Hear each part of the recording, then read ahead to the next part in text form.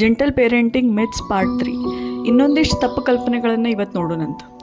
ಒಂದೇದು, ಹುಡುಗರಿಗೆ ಕಾನ್ಸಿಕ್ವೆನ್ಸ್ ಕಲಿಯೋಕೆ ಚಾನ್ಸ್ ಇಲ್ಲ ಅಂತಾರೆ. ಆದರೆ ಇದ್ರಾಗ ಹುಡುಗರು ಚೆಂದಂಗೆ ಕಾನ್ಸಿಕ್ವೆನ್ಸಸ್ ಕಲಿತಾರೆ. ಆದರೆ ಇದ್ರಾಗ ಚೀರೋದ್ರಿಂದ ಕಲಿಸಂಗಿಲ್ಲ, ಆದ್ರೆ ಸಮಾಧಾನಲೇ ಕಲಿಸ್ತೇವೆ. ಎರಡನೇದು, ಪೇರೆಂಟ್ಸ್ ಭಾಳ ಎಮೋಷ್ನಲ್ ಆಗ್ಬೇಕಂತಾರೆ. ಏನೂ ಇಲ್ಲ, ಎಮೋಷ್ನಲ್ ಅನ್ನೋದು ತಪ್ಪು ವರ್ಡ್ ಇಲ್ಲೇ ಹುಡುಗರನ್ನ ಅರ್ಥ ಮಾಡ್ಕೊಂಡು ತಮ್ಮದು ಎಮೋಷನ್ಸ್ನ ಅವರಿಗೆ ವ್ಯಕ್ತಪಡಿಸೋದನ್ನ ಜೆಂಟಲ್ ಪೇರೆಂಟಿಂಗ್. ಮೂರನೇದು, ಮಕ್ಕಳು ಇದ್ರಾಗ ಬಿಲ್ಕುಲ್ ರೆಸ್ಪೆಕ್ಟ ಕೊಡೋಂಗಿಲ್ಲ, ಅವ್ರಿಗೆ ಹೇಳ್ದಂಗೆ ಮಾಡ್ತಾರ ಅಂತಾರೆ. ಇಲ್ಲ, ನಾವು ಇನ್ನೊಬ್ರಿಗೆ ರೆಸ್ಪೆಕ್ಟ್ ಕೊಟ್ರೆ ನಮಗೆ ಅವ್ರ ಕಡೆಯಿಂದ ಡಬಲ್ ರೆಸ್ಪೆಕ್ಟ್ ಬರ್ತೈತಿ. ಸೊ ನಾವು ಅವರಿಗೆ ಚೆಂದಂಗೆ ರೆಸ್ಪಾಂಡ್ ಮಾಡಿದ್ವಿ ಅಂದ್ರೆ ಅವರು ನಮಗೆ ಮುಂದೆ ಚೆಂದಂಗೆ ಮಾತಾಡ್ತಾರೆ. ಯಾವಾಗೂ ಜೆಂಟಲ್ ಪೇರೆಂಟಿಂಗ್ ಅನ್ನೋದು ಸಮಾಧಾನಲೇ ರೆಸ್ಪೆಕ್ಟ್ ಕೊಡೋದು, ಆದ್ರೆ ಹೆದರಿಕೆ ಇಡೋದಲ್ಲ. ಯಾವಾಗೂ ಗೌರವ ಅನ್ನೋದು ಹೆದರಿಕೆಲೇ ಬಂತಂದ್ರೆ ಅದು ಗೌರವ ಅಲ್ಲ, ಆದರೆ ಪ್ರೀತಿಲೇ ಬಂದ್ರೆ ಮಾತ್ರ ಅದು ಗೌರವ.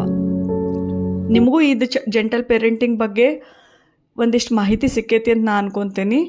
ನಿಮಗೆ ಜೆಂಟಲ್ ಪೇರೆಂಟಿಂಗ್ ಬಗ್ಗೆ ಈ ಮಿತ್ಸ್ ಎಲ್ಲ ಕರೆಕ್ಟ್ ಅನಿಸಿತ್ತು ಅಂತಂದ್ರೆ ಹಾರ್ಟ್ ಎಮೋಜಿ ಟೈಪ್ ಮಾಡಿರಿ, ನನಗೂ ಚಲೋ ಅನಿಸ್ತೈತಿ. ಲೈಕ್ ಮಾಡಿರಿ, ಶೇರ್ ಮಾಡಿರಿ, ಕಮೆಂಟ್ ಮಾಡಿರಿ, ಹಂಗೆ ಫಾಲೋನೂ ಮಾಡಿರಿ. ನಮಸ್ಕಾರ. ನಾನು ನಿಮ್ಮನೆ ಮಗಳು ರೇಷ್ಮಾ ಶಿವಳ್ಳಿ. ಜೊತೆಗೆ ಕಲಿಯೋನು, ಜೊತೆಗೆ ಬೆಳೆಯೋನು.